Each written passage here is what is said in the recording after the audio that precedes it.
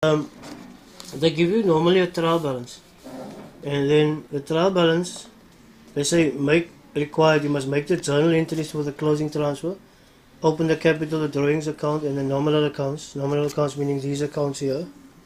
Is it clear? Is it clear? Right?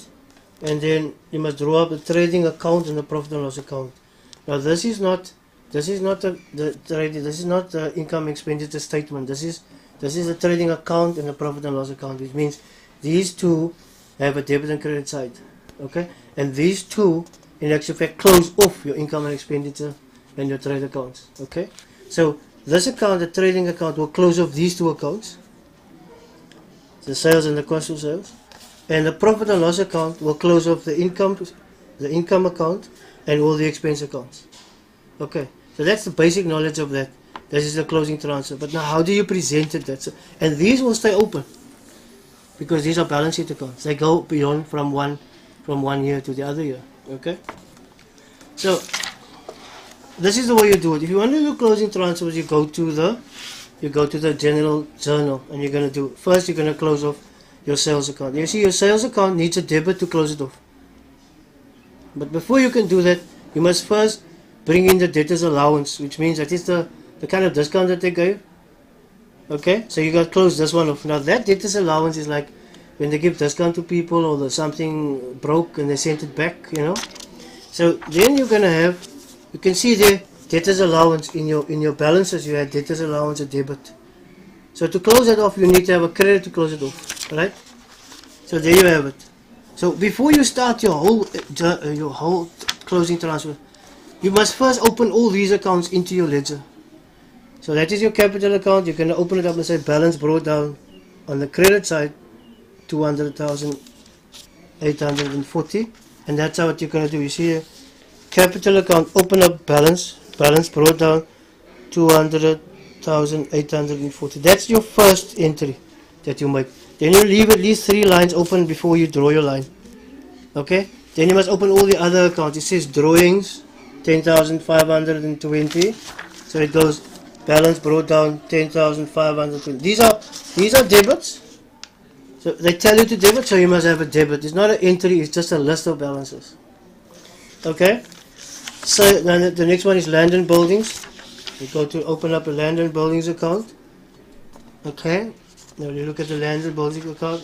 Now here, for instance, they didn't open up the land and buildings account for us to see in this example. They should have had a land and buildings account and it will be a balance, but because they're not affected by the transfers, they don't do it. They don't show it to you. You know what I'm saying?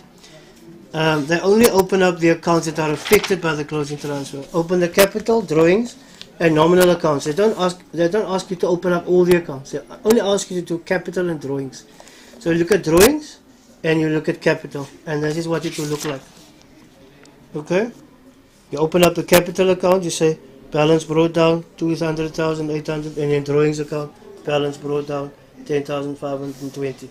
Okay, can we pause? So now they ask you to open up the nominal account. So sales must be opened up, and you say sales, and then you're going to say balance brought down on the credit side.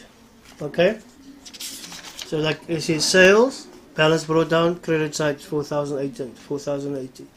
So at all times there, you're going to open them all. Cost of sales, open up, balance brought down, because they tell you it has that balance.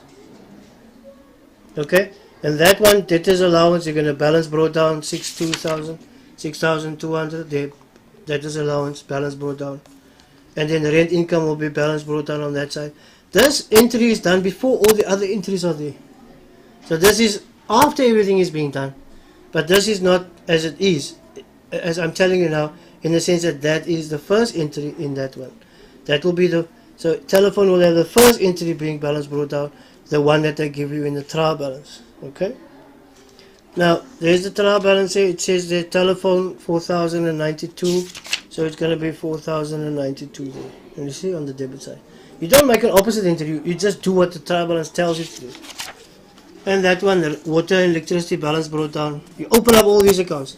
Then stationery balance brought down, then wages balance brought down, then salaries balance brought down, then advertising balance brought down, then insurance balance brought down, and then now these two are the final accounts. You're not going to touch on this. This only comes into existence when you actually do your transfer, your closing transfers. Okay. So now when you've got all these accounts, the first thing you're going to do is going to look, is there debtors allowance? Yes, there's debtors allowance. That must be taken to the sales figure so that the sales figure become less. Because they brought that back, so the sales is not that high. It must be less than that. So now you have to have an entry there. Sales debit, 6,200. Debtors allowance credit, 6,200. That's the closing transfer of the debtors allowance account. If you then post this, you're going to say debtors, sales must be debited. Sales must be debited with debtors allowance, 6,200. And debtors allowance must be credited with 6,200. And there's debtors allowance, which you opened up here. Debtors allowance is credited with sales. In this one you mention that one's name, and in that one you mention this one's name in a journal entry. So there's debtors allowance, sales, 6,200, and you see it closes off. Now you don't have to rewrite that number. You can just make a double line underneath that if it's one entry on both sides.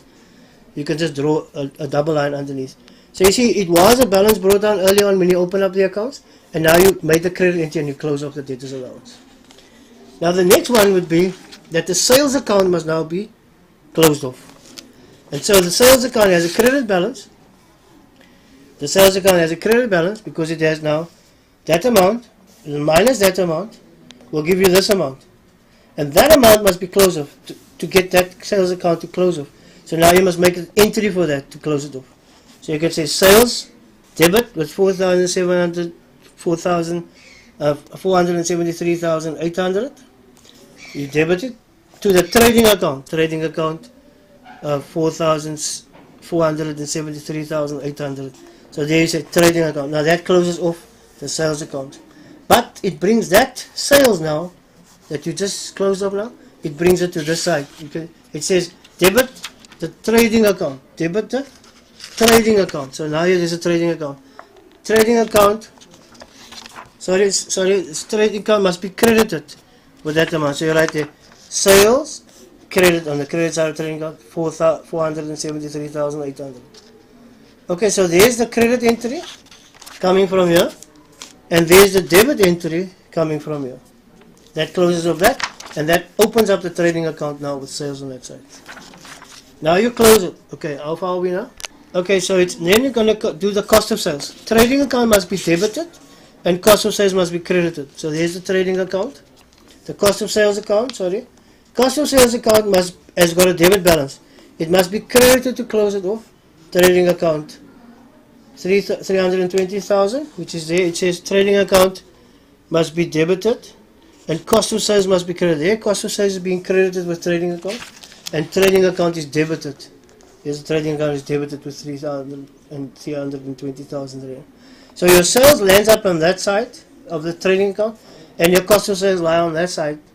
And now you can subtract the two and you get your profit. That is your profit. So now you have to transfer your profit now out. You say trading account debit, profit and loss credit with that amount, and that's a transfer of the gross profit. And so you say there trading account debit, and then you're going to take your profit and loss account credit, and there you've got your this is now a mistake that I made here. This should be trading account because of that profit and loss account. Are you with me? That should be trading account here. They made a mistake in the example here. This should be profit and loss account, and that should be trading account, because that one is placed under that one. That is the transfer of the gross profit. Okay, now you have to say to yourself, now you must close off the income accounts. So rent debit and profit and loss credit, because remember rent has got a debit, a credit, a balance, so it must be debited in order to close it off. And again, you can just draw two double lines underneath. You don't have to repeat that number. So if your rent is then must be debited, and your rent is then income is debited, your profit and loss is credited. So here is 14,800. That must be rent received, not profit and loss. That should be rent received 14,800. See, example is wrong. 14,800 profit and loss debit with rent received. Can you see there's it? Okay. So now you've got rent received on that side and profit and trading account must be there. Trading account, profit and loss account, which was that profit transfer, and now this must be rent received because that was the amount. You see? Can you see they're wrong in the example? Right? Rent must be debited and profit and loss must be credited to 14,800. Now all the expense accounts must be credited because all expense accounts are debit entries. Remember, balance brought down, telephone, water and electricity, stationery, wages, they're all debits. So to close them off, you must credit it. So your profit and loss account is debited, and you credit all of these. All of these must be credited. And so you're going to write profit and loss on the credit side, it closes off. Profit and loss closes off. Profit and loss closes off. Profit and loss closes off. Profit and loss closes off. Profit and loss closes off. Profit and loss closes off. Are you with me? And all of these will come on the debit side of the profit and loss account. Telephone, water, stations. And now all your debits, all your expenses on the left hand side, all the income on the right hand side. Now you subtract the two and you get your capital dot net profit. This is your net profit. And now you must make a transfer for that. You say profit and loss debit, capital credit. And now you take this amount here to the capital account. And that goes on the credit side of the capital account. You say profit and loss account. You see there's the capital account. Profit and loss account 89,644.